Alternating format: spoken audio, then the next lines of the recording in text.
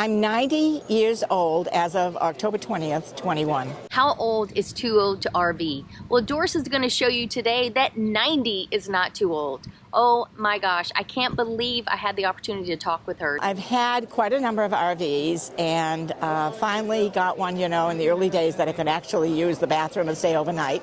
And I used it mostly in my businesses, which were mobile vendors at military bases, shows, outdoor shows, state fairs, whatever. In 2014, I retired out of Virginia and moved down to Key West, Florida. And I thought, oh, I'll probably never move again. But a couple of years later, after it began to feel more like home, and I began to get itchy feet, I decided I need to take a trip somewhere or I'll never drive this big bounder again. So they said, oh, well, maybe you're going to go up to Virginia to visit family, right? I said, no, I'm going to Quartzsite, Arizona. And they said, Quartzsite, where's that?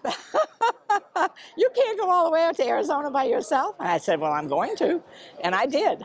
And I was gone for 4 months. I found a great place to park for $8 a night. So I explored the rest of Quartzsite. I went up to Parker. I went up to Lake Havasu and just had a ball. And then I went to Tucson in time for the Tucson show, which follows. After that, I was kind of free, to do what I wanted to do. And so I visited the Grand Canyon. I found the Monaco Trek, 28 feet that I have now. Yes, it's built in 2016. It only had 6,600 miles on it, and I stole it. That's fantastic. I like everything about it except that it's a little too small, and the bedroom is one of those funky bedrooms where the bed goes up to the ceiling to access more storage underneath and things. And I wish I had a normal bedroom. I hang around mostly in the Claremont, Thousand Trails, Orlando area, and of course the surrounding parks and various places that you shift around to. Think about what you have right now that you can make use of to get out there and just take a taste of the RV lifestyle. Don't wait till you have the perfect RV. Don't wait till the timing is just perfect because the stars are aligned. It just doesn't happen that way. You'll never do it. Don't worry about your age, because when you get to a certain age, what should you do? Say, oh, I just make the decision right now, or let somebody else make the decision that your life is over, that you have to do this and do that a certain way. Well, don't you think you're a little too old to be doing this? Shouldn't you get off and find a nice assisted living or a little apartment somewhere? That would be like putting me in prison, and then just wait to die. That's all you're doing, sitting in a chair, and with me it would be sitting at the computer, waiting to die. And I am never going to do that. I'd rather die in my RV. And here's another thing. Oh, but you can't die in an RV. Oh, you might die on the road. What difference does it make where you die? It's how you live. Well, you're not on vacation, and you're not making speed runs, unless it's an emergency, of course, that happens. I had to kind of do that when my sister passed away a few months ago and make a quick trip up to North Carolina from Florida. And that was a little more driving than I like to do.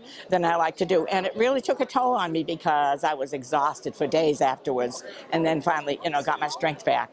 But it had to be done, Other than that, normally you want to drive maybe 3 to 4 hours tops, and you want to stop in the mid-afternoon and be thinking about where you're going to spend the night, have it all planned, with some flexibility. And if it's going to be a Walmart or a Cracker Barrel or something like that, put your GPS onto that, so that's where it takes you. That's hard to say because there's so many things you absolutely need, but I would say the backup camera, which and this rig had the backup camera where it shows up on the screen, the touch screen down here, the radio screen, which was like down here, and you're here. It was absolutely unusable, and if the light hit it, it blanked it out anyway. And then my camera just died. So I said, okay, I'm going to fix this problem. So I got a brand new camera with a mount screen that's up on the dash. I don't even have to move my head, just flick my eyes like that. And it has a hood around it, 2 inches, 3 inches wide, so that it protects it from the sunlight. And it's full color, and then that in conjunction with my 2 side view cameras, which show up on the screen too. It's perfect. It's perfect. I can see the back edge of my cargo carrier, just the edge, so I know where my back is when I'm backing up. And then the friends you make in the campgrounds or anywhere, even at a show here, it's just amazing. Your friends are as like family after a while. It's just a wonderful lifestyle, and I keep myself busy. I started up my YouTube channel, so I'm selling on YouTube again. And yes, you can do that from an RV as long as you're not selling, like big generators or something. And I also dabble a little bit in some investments and Robinhood. And I do all kinds of things.